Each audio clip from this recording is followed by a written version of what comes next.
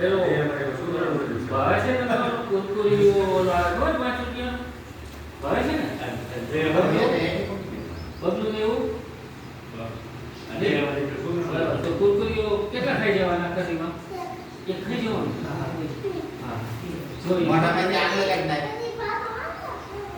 હે જો તો એક પછી પાછું આનું બીજું ખાવાનું અત્યારે ખાવાનું પછી સાંજે ખાવાનું હવે છે ને એ છે ને જો એની અંદર પ્લાસ્ટિક આવે હા ના પડો અને એ છે ને બહુ નુકસાન કરે સમજી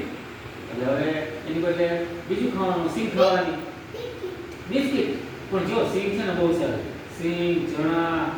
આ બધું બહુ સારું એટલે હવે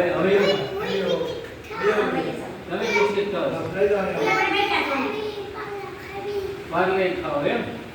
હા પણ છે ને જો ચણા ભાવે તો ચણા ખવાય એમ તો બેસ હવે આપણે ખાસ તો છે ને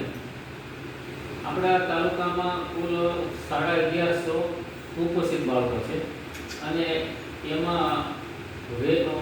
અતિ કુપોષિત એટલે અતિ કુપોષિત એટલે એ નબળું હોય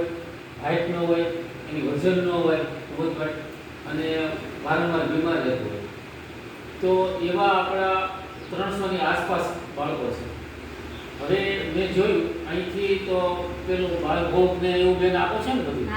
બરોબર અહીંથી બધી વસ્તુ આપો તો મૂળ વસ્તુ ક્યાં છે કે અહીંયા માનો કે 2 કલાક કે 3 કલાક બધી 4 કલાક બાળક રહે બાકી તો ઘરે રહેવા ઘરે વાલી જેટલું ધ્યાન આપે ને તો અતિ કુપોષિતમાં બાળક ન આવે મૂળ વસ્તુ એવું થાય કે આ કુરકુરિયા જે છે એ બહુ નુકસાન કરતા છે 5 રૂપિયાવાળા 10 રૂપિયાવાળા જે આપણે બાળકને ખવડાવી છે એ પાચન શક્તિ નથી પૌષ્ટિક બિલકુલ નથી હવે એ ખાય છે પછી ઓલી સારી વસ્તુ ખાતું નથી પહેલા એ ખાય એટલે ધરાય છે પછી જે પૌષ્ટિક આહારો હોય એ ખાય નહીં એટલે એની સ્થિતિ એવી નહીં રહેશે એટલે બને ત્યાં સુધી આપણે જો કે અમુક બાળક ક્યારેક ઓલું કરતું હોય તો સ્વાભાવિક કે લઈએ એટલે વેન ન કરે પણ હવે બને ત્યાં સુધી એ વસ્તુ આપણે વાલીઓ થોડાક જો ધ્યાન આપીએ ને તો કુપોષિતનું પ્રમાણ ન રહે ફક્ત એટલું જ કરવાનું છે જે વસ્તુ અપાચન છે જે પાચન નથી થતી એવી વસ્તુ નહીં ખવડાવી અને સારી વસ્તુ જે આપણી ઘરની વસ્તુ હોય તો બધી શુદ્ધ જ હોય જો એ ખાય તો એની હાઈટ વધે એનું વજન વધે પછી નબળું ઓછું રહે બીજા નંબરે અમુક જન્મતાની સાથે જ નબળું હોય તો એનો સમયસર ચકાસણી થાય એવું ચકાસણીમાં એમાં બેન મોકલો છો કે કેમ થાય છે આપણે આ લોકો જે બાળકના જન્મ થાય પછી જે નબળું હોય બરાબર પછી અહીંથી 2 વર્ષનું હોય 1 વર્ષનું હોય તો એના આ લોકો ચકાસણી કરે છે કે કરે છે ને હા એટલે એવું એક ખાસ તમે અહીંના વર્કર બેન હોય ને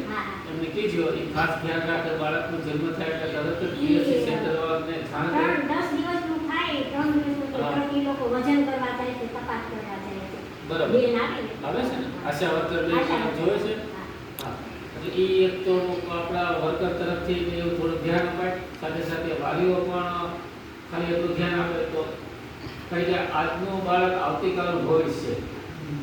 સ્વાભાવિક છે હવે એ જો નબળું રહ્યું તો આપણું ભવિષ્ય નબળું બનવાનું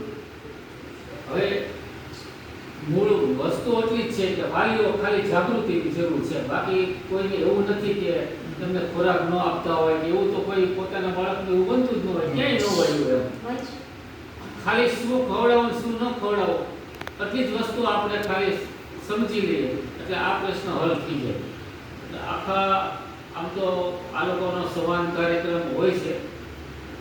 આંગણવાડી વાળાના પણ સંવાદો કરતા હોય છે પરંતુ આપણે મને એવું થયું એટલે